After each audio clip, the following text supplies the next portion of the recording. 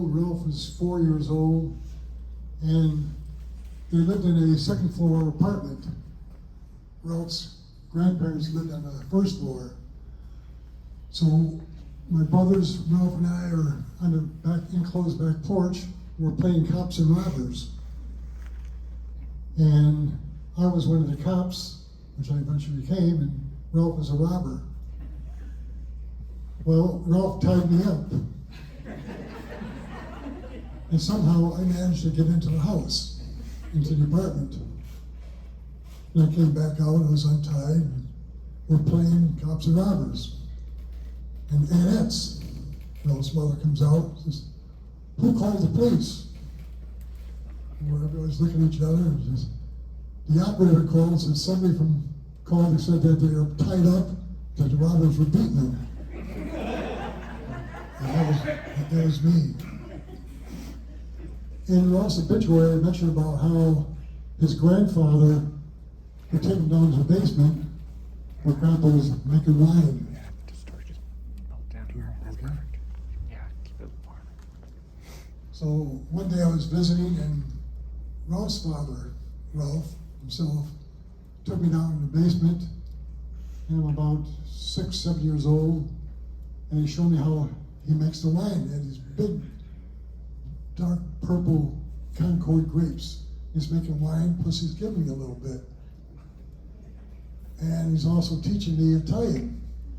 As we get finished, we go back upstairs with everybody, and that says, "What were you doing down in the basement?" I said, "Oh, he showed me how to make wine." And I was 7 years old. I was a little tipsy from that. He says, "Anything else?" "Well, yeah, he was teaching me Italian." "Well, what did he teach you?" "Well, I'm 7 years old, a little kid. I had no idea what these words were, but it was all swear words." Uncle Ralph got his ass in humor for that.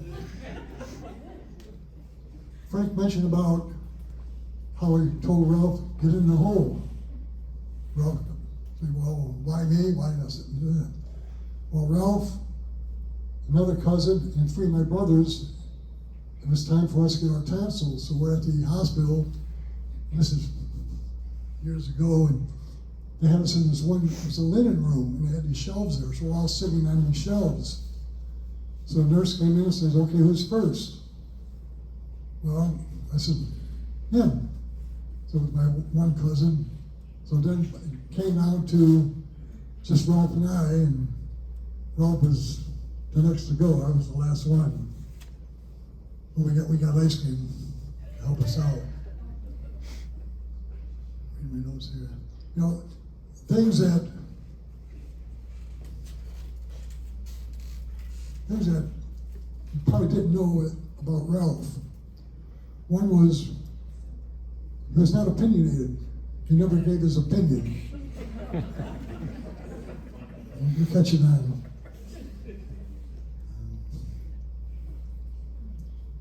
He liked cats over dogs.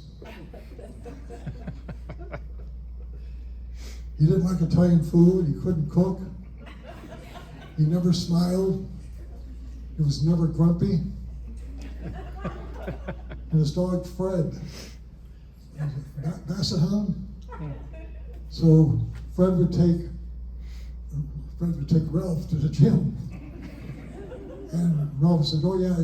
Fred would walk around saying hello to everybody, and I'd be working out. Well, the only one that was working out was Fred. Ralph would work a little bit, and then he started going around talking. I too served in Vietnam. I was in 65, 66. And later when Ralph got back, I told him a story about in basic training, my first sergeant, when we were out to the fire range, the first sergeant loved me. And he would come up and whisper, he says, "Don't always hit the target." I said, "What are you talking about?" He said, "Don't always hit the target." I said, "Why?" It's because all you have to do is qualify to be a marksman. But if you become a sharpshooter or an expert, you're going to go to infantry. So I told him, "Well, that when he got out, he said, 'Why didn't you tell me?'" I said, "I forgot, Ralph."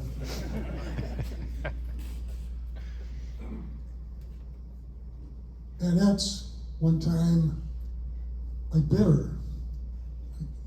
I think I bit her on the arm. Well, what did she do? She bit me right back. That was a Mortola thing on her. Ralph and I would get together and we exchanged Vietnam stories and we would hug and hug. We just both believed that we were brothers from different mothers and loved each other. There's a Native American proverb that goes, "They are not gone who live in hearts they left behind." And Ralph's going to be in our hearts to our end.